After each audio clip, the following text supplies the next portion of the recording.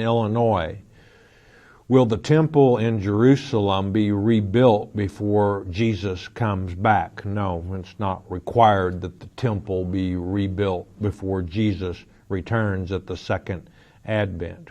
And you know, the temple that Jesus was talking about in Matthew chapter 26, verse 61, where he said that if you tear down this temple and I will rebuild it in 3 days, was his own body. You see, they crucified him on the cross. They tore down the temple, in other words, his body. They put it in a tomb for 3 days, but then, praise God, he resurrected from the dead. The temple was rebuilt in 3 days.